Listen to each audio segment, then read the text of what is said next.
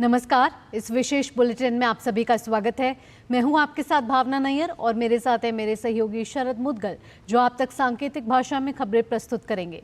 शुरुआत करते हैं सुबह की सुर्खियों के साथ। कोलकाता रेप मर्डर केस में ड्यूटी पर शामिल होने की समय सीमा के बावजूद जूनियर डॉक्टरों ने बंगाल में विरोध जारी रखने का लिया संकल्प। कल सुप्रीम कोर्ट ने काम पर लौटने का दिया था आदेश। जम्मू कश्मीर के लिए कांग्रेस ने जारी की तीसरी सूची। चुनावी मैदान में उतारे 19 उम्मीदवार। वहीं हरियाणा भाजपा कोर ग्रुप की अमित शाह के आवास पर हुई बैठक में बची हुई विधानसभा सीटों के प्रत्याशियों को लेकर हुआ मंथन। दिल्ली के मुख्यमंत्री अरविंद केजरीवाल की जमानत याचिका पर सुप्रीम कोर्ट आज सुना सकता है फैसला। 5 सितंबर को सुनवाई के बाद कोर्ट ने फैसला रखा था सुरक्षित। राष्ट्रीय सुरक्षा सलाहकार अजीत डोभाल रूस के सेंट पीटर्सबर्ग में आयोजित ब्रिक्स सुरक्षा अधिकारियों की 2 दिवसीय बैठक में लेंगे हिस्सा। बैठक में रूस यूक्रेन युद्ध समेत तमाम मुद्दों पर सदस्य देशों के बीच होगी चर्चा। अमेरिका में आज पूर्व राष्ट्रपति डोनाल्ड ट्रंप और कमला हैरिस के बीच होगी प्रेसिडेंशियल डिबेट।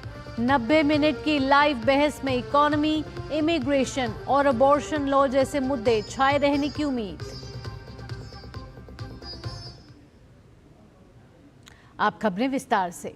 सुप्रीम कोर्ट के काम पर लौटने के निर्देश के बावजूद कोलकाता रेप मर्डर घटना के खिलाफ प्रदर्शन कर रहे जूनियर डॉक्टर आज काम नहीं करेंगे।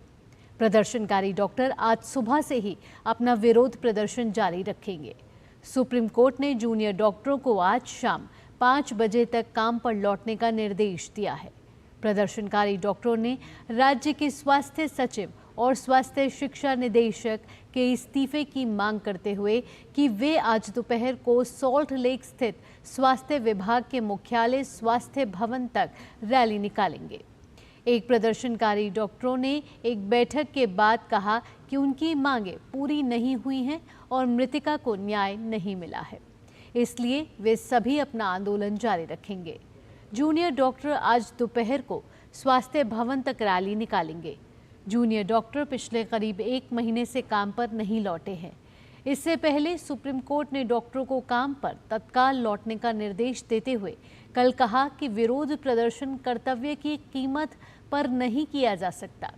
चीफ जस्टिस DY चंद्रचूड़, न्यायमूर्ति JB पारदीवाला और न्यायमूर्ति मनोज मिश्रा की पीठ ने प्रदर्शनकारी चिकित्सकों को मंगलवार यानी कि आज शाम 5 बजे तक काम पर लौटने का निर्देश दिया और उन्हें आश्वासन दिया कि अगर वे काम पर लौटते हैं तो उनके खिलाफ कोई प्रतिकूल कार्रवाई नहीं की जाएगी।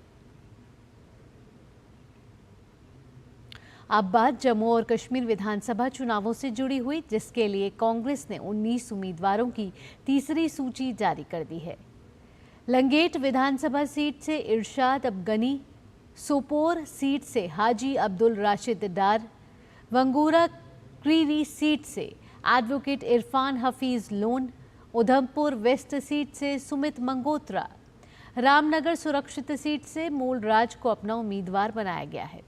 इसी तरह बनी वेस्ट सीट से काजल राजपूर, बिलावर सीट से मनोहर लाल शर्मा, बसहौली सीट से लाल सिंह, जसरोहटा सीट से ठाकुर बलबीर सिंह, हरिनगर सीट से राकेश चौधरी जाट, रामगढ़ सुरक्षा सीट से यशपाल कुंदल, सांबा सीट से कृष्णदेव सिंह, बिसनही सुरक्षित सीट से नीरज कुंदन, आरएसपुरा जम्मू साउथ से रमन भल्ला, बहू सीट से TS Tony, Jammu east seat से योगेश, नगरोट सीट से बलबीर सिंह, जम्मू वेस्ट से ठाकुर मनमोहन सिंह और मरहा सुरक्षित सीट से मुला राम को टिकट दिया गया है।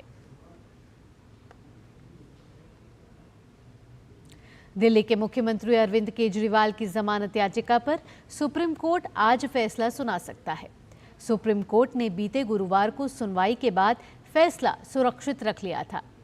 आपको बता दें कि सुप्रीम कोर्ट में फिलहाल केजरीवाल की ओर से CBI की गिरफ्तारी को चुनौती देने वाली याचिका पर सुनवाई चल रही है। इससे पहले इसी घोटाले के ईडी केस में सुप्रीम कोर्ट ने केजरीवाल को 12 जुलाई को जमानत दे दी थी। उत्तराखंड में सोनप्रयाग मनकटिया के भूस्खलन क्षेत्र में एक पहाड़ी के गिर जाने की चपेट में आने से एक व्यक्ति की मौत हो गई है और 3 घायल हो गए हैं। घायलों को अस्पताल में भर्ती कराया गया है। मुख्यमंत्री पुष्कर सिंह धामी ने इस हादसे पर शोक व्यक्त किया है। मुख्यमंत्री धामी ने बताया कि सूचना मिलते ही एसडीआरएफ, एनडीआरएफ और सोनप्रयाग के सेक्टर मजिस्ट्रेट को तुरंत बचाव राहत के लिए भेजा गया।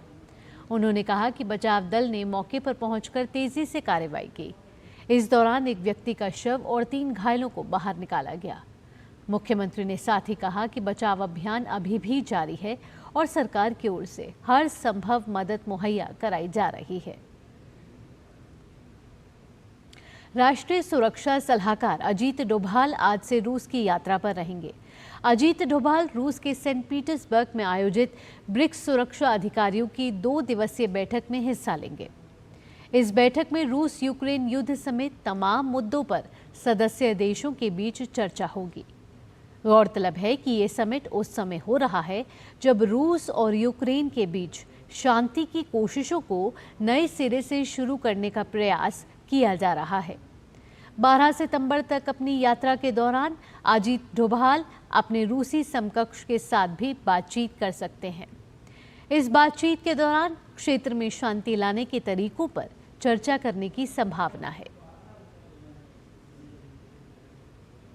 अमेरिका में इस साल 5 नवंबर को राष्ट्रपति के चुनाव होने हैं। आज अमेरिका में दूसरी प्रेसिडेंशियल डिबेट होगी। पूर्व राष्ट्रपति डोनाल्ड ट्रंप और मौजूदा उपराष्ट्रपति और डेमोक्रेटिक पार्टी की उम्मीदवार कमला हैरिस इस डिबेट में आमने सामने होंगे। अपने प्रतिद्वंद्वी डोनाल्ड ट्रंप के साथ अपनी बहस से पहले अमेरिकी उपराष्ट्रपति कमला हैरिस फिलाडेल्फिया पहुंची। रिपब्लिकन उम्मीदवार डोनाल्ड ट्रंप और डेमोक्रेटिक उम्मीदवार कमला हैरिस एबीसी न्यूज़ की ओर से आयोजित बहस में आमने सामने होंगे। राष्ट्रपति पद की रेस में शामिल दोनों उम्मीदवारों के लिए यह बहस को काफ़ी महत्वपूर्ण माना जा रहा है। इससे पहले 28 जून को पहली प्रेसिडेंशियल डिबेट हुई थी। पहली डिबेट में जो बाइडेन और डोनाल्ड ट्रंप आमने सामने थे। डिबेट में शुरुआत से ही ट्रंप भारी पड़ते दिखे थे। आखिरकार ट्रंप को पहली प्रेसिडेंशियल डिबेट का विनर घोषित किया गया था, लेकिन अब काफ़ी कुछ बदल चुका है। अब ट्रंप के सामने कमला हैरिस है। इंग्लैंड और श्रीलंका के बीच 3 मैच की टेस्ट सीरीज के तीसरे मुकाबले को श्रीलंका ने 8 विकेट से अपने नाम कर लिया। ओवल में खेले गए इस टेस्ट मुकाबले में इंग्लैंड ने श्रीलंका के सामने जीत के लिए 219 रन का लक्ष्य दिया था, जिसे श्रीलंका ने चौथे दिन लंच से पहले ही 2 विकेट के नुकसान पर हासिल कर लिया। हालांकि तीसरा टेस्ट जीतने के बावजूद श्रीलंका की टीम सीरीज को 1-2 से गंवा बैठी। श्रीलंका के लिए पथुम निसांका ने नाबाद 127 रन की पारी खेली। श्रीलंका के लिए यह जीत खास रही। दरअसल लंका की टीम ने 10 साल बाद इंग्लैंड को उन्हीं की सरजमी पर टेस्ट मैच में हराया है। हैदराबाद में खेले जा रहे फुटबॉल के टूर्नामेंट इंटरकॉन्टिनेंटल कप में भारतीय टीम को सीरिया के हाथों हार का दंश झेलना पड़ा। सीरिया की टीम ने मुकाबले को 3-0 से अपने नाम किया। भारत ने मॉरिशस के खिलाफ अपने अभियान की शुरुआत की थी, जहां मॉरिशस के खिलाफ मुकाबला गोल रहित ड्रॉ रहा था।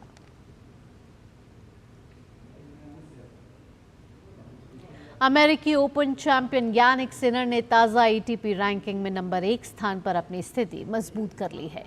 सिनर ने एटीपी रैंकिंग में जून पर शीर्ष पर पहुंचे थे। उन्होंने रविवार को टेलर फ्रिट्ज को 6-3, 6-4, 7-5 से हराकर अमेरिकी ओपन खिताब जीता था। वहीं सर्बिया के नोवाक जोकोविच को रैंकिंग में दूसरे नंबर का स्थान के साथ नुकसान उठाना पड़ा है। वे दूसरे स्थान से फिसलकर अब चौथे स्थान पर आ गए हैं। जोकोविच को यूएस ओपन के तीसरे दौर में हार का सामना करना पड़ा था। महिला रैंकिंग में ज्यादा बदलाव नहीं देखने को मिला है। US open champion Aryna Sabalenka ranking में दूसरे स्थान पर बनी हुई हैं। सबालेंका ने जेसिका पेगुला को हराकर यूएस ओपन का खिताब अपने नाम किया था। महिला रैंकिंग में पोलैंड की ईगा श्वांतेक शीर्ष स्थान पर बनी हुई हैं। श्वांतेक को यूएस ओपन के क्वार्टर फाइनल में हार का सामना करना पड़ा था।